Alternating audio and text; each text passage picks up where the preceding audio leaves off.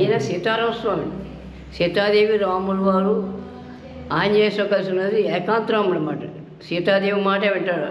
14వ శతాబ్దం నాటి శ్రీ సీతారామస్వామి వారి ఆలయాన్ని దర్శించడానికి నాతో పాటు మీరు రండి.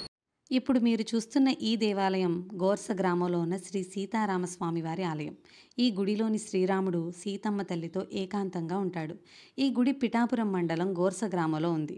14వ శతాబ్దానికి చెందిన ఈ రామాలయానికి ఉన్న ప్రత్యేకత ఏంటంటే, ఈ గుడిలో సీతమ్మ తల్లి శ్రీరాముల వారి తొడభాగంలో కూర్చుని స్వామివారి వెనుక నుంచి చేతిని వేస్తుంది. మనం ఎన్నో ఆలయాల్లో రాముణ్ణి కోదండరామునిగా, పట్టాభిరామునిగా చూస్తాం. పట్టాభిరాముడు అంటే రాముడు సీత, లక్ష్మణ, హనుమ, భరత, శత్రుఘ్నులతో ఉంటాడు. కోదండరాముడంటే సీతాలక్ష్మణ సమేతంగా ఉంటాడు. ఆ విధంగా ఇక్కడ శ్రీరాముణ్ణి ఏకాంతరాముడిగా అభివర్ణిస్తారు. ఇంతటి ఘనచరిత్ర కలిగిన ఈ ఆలయాన్ని దర్శించిన వారికి ఆ స్వామి తన అభయహస్తంతో కష్టనష్టాలు తొలగిస్తారని ఒక నమ్మకం. కార్తీక శుద్ధ ఏకాదశి నాడు స్వామివారికి పంచామృతాభిషేకం, ధనుర్మాసంలో నెల రోజుల పాటు విశిష్ట పూజా కార్యక్రమాలు, మాఘశుద్ధ ఏకాదశి నాడు పంచామృత స్నానం జరుగుతుంది. ఇక చైత్రశుద్ధ నవమి నాడు శ్రీ సీతారాముల కళ్యాణాన్ని ఆలయ ధర్మకర్తలు, గ్రామస్తులు, భక్తులు, ఆలయ అర్చకులు అంతా కలిసి అంగరంగ వైభవంగా జరిపిస్తారు. ఈ గుడి యొక్క గర్భగుడి నిర్మాణం 14వ శతాబ్దంలో శ్రీ రావు రామానాయుడు గారి ఆధ్వర్యంలో జరిగిందట. ఇక రాజగోపురాన్ని 17వ శతాబ్దంలో పిఠాపురం మహారాజా వారు నిర్మించి ఈ ఆలయ రక్షణకు, ఆలన పాలనకు 31 ఎకరాలను విరాళంగా ఇచ్చారట. కానీ ఇప్పుడు ఈ ఆలయానికి ఎటువంటి ఆదాయం లేదు. ఎందుకంటే రాజావారిచ్చిన ఆ 31 ఎకరాలను కవులకు తీసుకున్న రైతులు ఆక్రమించుకుని వారి సొంతం చేసుకున్నారు. ఒకప్పుడు ఎంతో వైభవంగా వెలుగొన్న ఈ పురాతన ఆలయం ప్రస్తుతం శిథిలావస్థకు చేరుకొని ఆదరణకు కరువైంది. ఎందుకంటే ఈ గుడి దేవాదాయ ధర్మాదాయ శాఖ వారి ఆధ్వర్యంలో ఉన్నప్పటికీ ప్రభుత్వ సహకారాలు సరిగ్గా అందటం లేదు. కేవలం గ్రామ ప్రజల సహాయ సహకారాలతోనే స్వామివారికి చేసే పండుగలు, విశిష్ట పూజలు, కళ్యాణాది కార్యక్రమాలు నిర్వహించబడుతున్నాయి.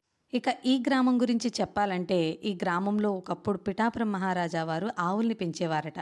అలా వాటి ద్వారా వచ్చే పాలను చుట్టుపక్కల గ్రామాల్లోని పేద ప్రజలకు పంచేవారట.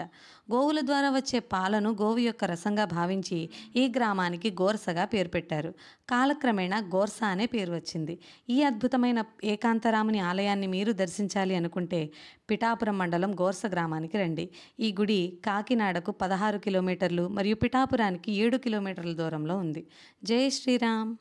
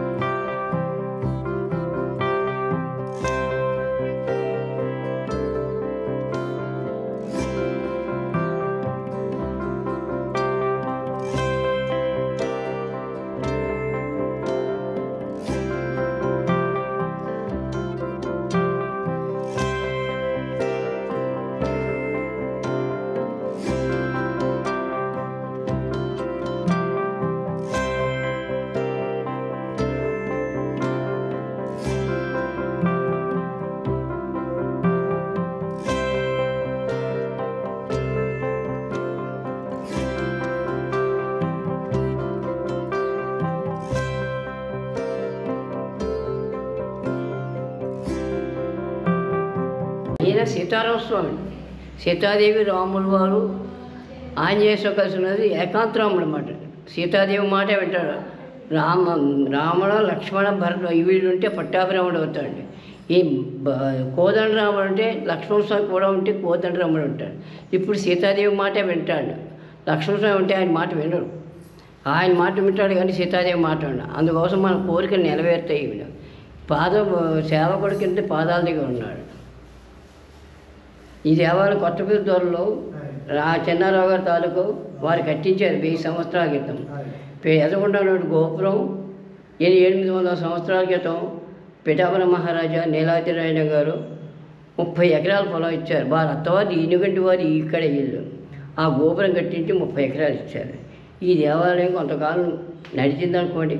తర్వాత రైతులు ఆక్రమించేసుకుని సీతాదేవి రాముల వారు ఆంజనేయ కలిసి ఉన్నది ఏకాంతరాముడు అన్నమాట. సీతాదేవి మాట వింటాడు. సంవత్సరాలు మరి నేను చేస్తున్నానండి.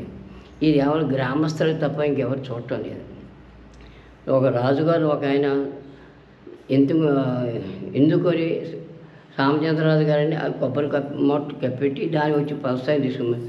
దగ్గరగా 30 సంవత్సరాలు నేను అనుకోండి. దాని పలసాయం కూడా తగ్గిపోయింది. ధూపదీప నైవేద్యాలు గవర్నమెంట్ ఇస్తుంది అప్పుడు. ఇదివరకు 5,000 ఇచ్చేది. ఈ ప్రభుత్వం వచ్చిన 10,000 ఇస్తుంది. దానికి అంతకంటే దారి ఏమీ లేదు. మాకు జీతం లేదు, ఏమీ లేదండి. ఈ ప్రజలలో నడుస్తుంది. ఇగో 7 శనివారాలు ప్రదక్షిణాలు చేయమన్నారు. 108 సార్లు రాయమని జయ శ్రీరామ్ అని ఈ కార్యక్రమం. దీనికి ఆదాయం లేదు. డిపార్ట్మెంట్ ఉంది, హ్యాండ్ ఓవర్ చేసుకుంది కానీ దాన్ని మెయింటైన్ చేయట్లేదు. ఈ దేవాలయం కాబట్టి శిథిలావస్థకు వచ్చేసిందండి. అప్పుడే ఆ గోపురం మీద చెట్లు బయలుదేరి మన ఒక అబ్బాయి పెదిరెడ్ల వీరభద్రరావు గారు అబ్బాయి ప్రసాద్ అని ఆయన మాత్రం బాగు చేయించాడు. దగ్గరికి 5 లక్షలు పెట్టి మన 5 సంవత్సరాలు మళ్ళా చెట్లు బయలుదేరిలాగా ఉన్నాయి. ఇదే కార్యక్రమం. స్వామి యొక్క నిదర్శనం మనకు అనుకూలం ఉంది నాకు, కానీ అనుకున్న పనులు నెరవేరుతాయి. ఈయన యొక్క నిదర్శనం చాలా ఉంది. ఏకాంతరాలు కాబట్టి సీతాదేవి మాటే వింటాడు. అందుకే చేత వెనకాల చెయ్యి పెట్టిందండి ఆవిడ. ఆయన తొడ మీద కూర్చుంటుందండి ఆవిడ. ఏకశిల అంటే సారిగ్రామ శిల అంటే అయోధ్య రాముల శిల ఎలా ఉందో అదే శిల అండి.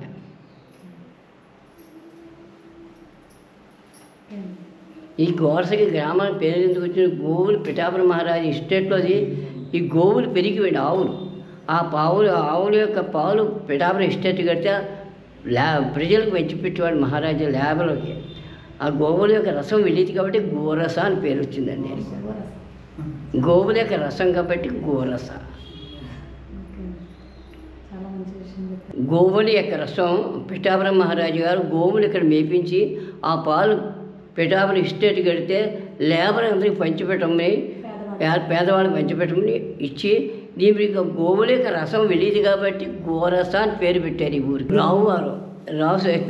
రామాయణ గారు కొత్తపల్లి దొరలండి. ఆ గోపురం పిఠాపురం మహారాజా కట్టించాడు. వారింటి పేరు వీరింటి పేరు అన్నదమ్ముల పేర్లు మాట్లాడండి. ఇచ్చి ఆ గోపురం 30 ఎకరాలు పిఠాపురం మహారాజా ఇచ్చాడు. అన్ని దేవాలయాలకు ఇచ్చాడు. అక్కడ సర్పవరం ఇచ్చాడు.